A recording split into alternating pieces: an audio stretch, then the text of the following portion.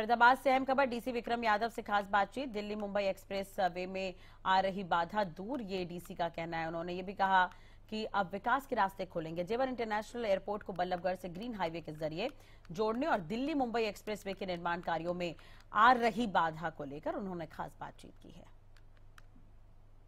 आने वाले दिनों में फरीदाबाद की सूरत बदली हुई दिखाई देगी और निसंदेह जिस तरीके से जो रोड बनाए जा रहे हैं, एक दिल्ली मुंबई वडोदरा एक्सप्रेसवे, दूसरा जेवर एयरपोर्ट की कनेक्टिविटी, इसको लेकर कुछ समस्याएं भी आ रही थी और तमाम जो बातें हैं मुख्यमंत्री मनोहर लाल तक भी पहुंची थी और अब लगभग वो सभी समस्याएं किस हालात में हैं। हमारे साथ जिले के डीसी हैं विक्रम सिंह जी, इनसे हम जान लेते हैं।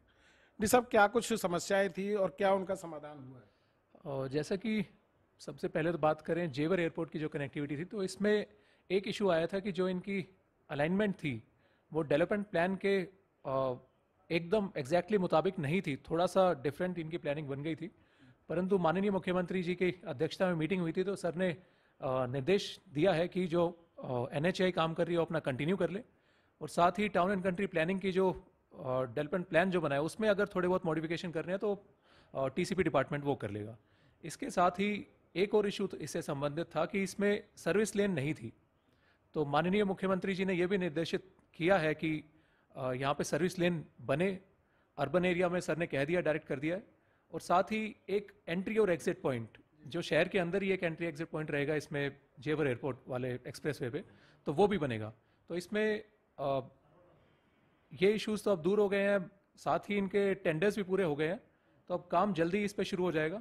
दूसरा जो दिल्ली बॉम्बे एक्सप्रेसवे है, तो इसमें फॉरेस्ट की परमिशन का इशू था, इलेक्ट्रिकल पोल्स जो थे या हाई टेंशन वायर्स थी उनको शिफ्ट करने का इशू था, एक इरिगेशन से इशू था, वो सारे इश्यूज भी अब दूर हो गए हैं। और साथ ही जो फॉरेस्ट का डाइवर्जन था या पेड़ काटने थे उन पे भी काम शुरू हो गया है, इलेक्ट्रिकल वायर्स पे शिफ्ट होने शुरू हो गए हैं और इरिगेशन के लैंड पे भी काम होना शुरू हो गया है।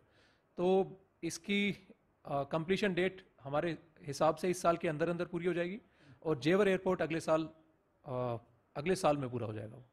मास्टर प्लान 2031 के तहत 5 सेक्टर भी बसाए जाने हैं, उनको लेकर भी कोई समस्या थी उसमें? क्योंकि जो एयरपोर्ट एक्सप्रेसवे की जो अलाइनमेंट थी वो सेक्टर के बीच में से जा रही थी, तो इसमें सीएम सर ने जो निर्देश दिए हैं कि टाउन एंड कंट्री प्लानिंग वो सेक्टर्स की जो प्लानिंग है वो थोड़ी सी चेंज करेगा। फिर सब ये जो रोड है दिल्ली मुंबई वडोदरा एक्सप्रेसवे, ये कब तक शुरू हो जाएगा और जिस तरीके से कैलगांव से आगे शुरू हो चुका है, और कितने किलोमीटर का ये है लगभग? तो ये हमारा प्रयास है कि ये इस साल के अंदर अंदर हम पूरा कर लें, क्योंकि कुछ थोड़ा सा डिले हो गया था परमिशन आने के चक्कर में, तो वो कवर अप करके और दिसंबर तक पूरा करने की कोशिश करेंगे। विकास के मामले में कितनी हाइट मिलेगी जब ये दोनों रोड शुरू हो जाएंगे, क्या देख रहे हैं? ये दोनों रोड जब शुरू हो जाएंगे तो कनेक्टिविटी हमारी दिल्ली से भी और एयरपोर्ट से भी, जब एयरपोर्ट शुरू हो जाएगा तो एयरपोर्ट से भी सबसे पास फरीदाबाद ही पड़ेगा। तो जो लोगों को समस्या आती है यहाँ से अगर देखें एयरपोर्ट जाने में या फिर दिल्ली जाने में भी, क्योंकि दिल्ली में इतना जाम में फंसना पड़ जाता है।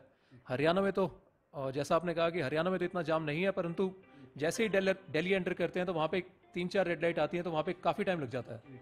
तो जैसे ही ये दिल्ली बॉम्बे हाईवे बनेगा तो यहाँ से DND में मेरे को लगता है 10 मिनट में यहाँ पे DND तक पहुँच जाएंगे। तो कहीं ना कहीं 10 मिनट तक जो है ये दूरी तय की जा सकेगी और आने वाले दिनों में निसंदेह फरीदाबाद भी बुलंदियों पर नजर आएगा। फरीदाबाद से रैना न्यूज के लिए राजेंद्र।